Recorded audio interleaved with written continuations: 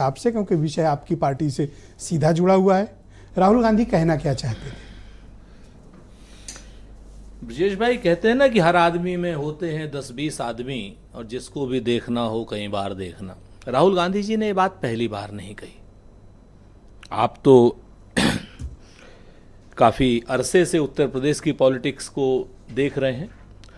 2011-12 में भी राहुल गांधी जी ने कुछ ऐसा उत्तर प्रदेश में भी कहा था, और उनकी बातें स्नेह सच साबित हुई। सच बात यह है कि जो लोग भी सत्ता के बगैर नहीं रह सकते, उनकी अपनी कोई नीति नहीं होती, कोई नियम नहीं होता, कोई सिद्धांत नहीं होता, प्रतिपक्ष में वो रह नहीं सकते, सत्ता पक्ष से उनका जुड़ाव रहता है।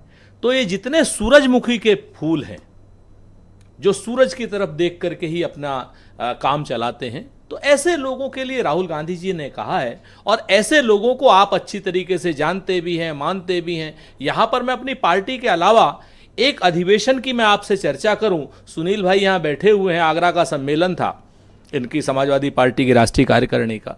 जनेश्वर मिश्रा जी का भाषण था। जनेश्वर जी ने कहा था आदरणीय मुलायम सिंह जी को वो करते हुए कि मुलायम क्या नाम, आदरणीय नेता मुलायम सिंह जी, श्रद्धेय मुलायम सिंह जी, मैं आपको आगाह करना चाहता हूं, कोट अनकोट कर रहा हूं, यहां पर तमाम ऐसे कार्यकर्ता बैठे हुए हैं जो आम का बाग नहीं लगाना चाहते, जो सूरजमुखी के फूल की तरीके से। लेकिन सूरजमुखी का फूल याद रखिएगा 6 महीने में कट जाता है, और आम का बाग एक बार आप लगाते हैं तो बरसों बरस। क्या राहुल गांधी को अपने वर्कर्स पर बिलीव नहीं है, लीडर्स पर बिलीव नहीं? राहुल गांधी जी को अगर अपने वर्करों पर बिलीव नहीं होता तो इतना बड़ा सच और किसी के कहने की हिम्मत है भारतीय राजनीति में?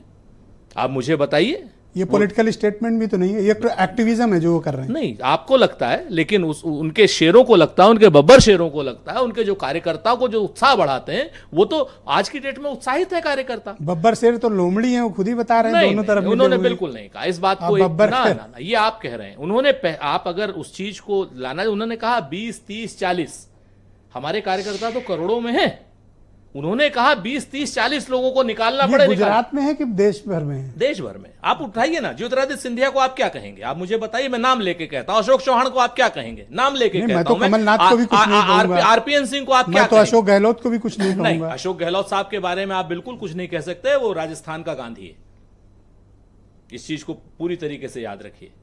मैं तो भूपेश बघेल को भी कुछ नहीं कह रहा हूं। भूपेश बघेल साहब भी पूरे स्ट्रॉन्च कांग्रेसी। आज की डेट में आप बताइए, पूरी सदन को खाली डाइवर्ट करने के लिए जो केस अदालत ने बंद कर दिया। सुनिए ना सर, मैं बताता हूं आपसे। वही आज पूरी उसमें जो केस अदालत ने बंद कर दिया, उसमें आज ईडी के मेहमान पहुंच गए भूपेश बघेल जी के यहाँ। ये तो भारतीय जनता पार्टी के भीतर आपके अंतरकलह है सुरेंद्र जी?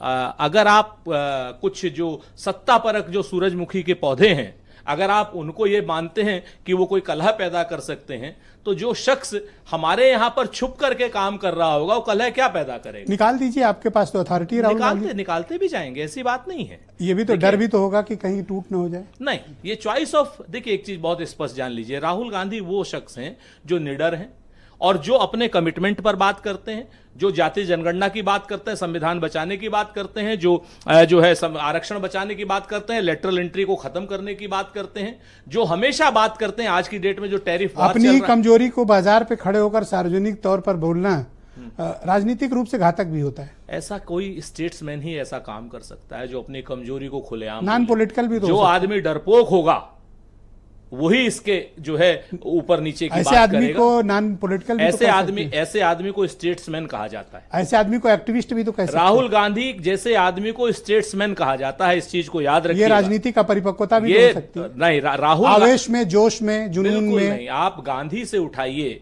महात्मा गांधी से उठाइए, जवाहरलाल नेहरू जी, और अब तक मैं सिर्फ क्या नाम, प्रधानमंत्री मोदी जी को छोड़ दीजिए, इवन अटल बिहारी वाजपेयी जी को कर लीजिए आप शामिल जी।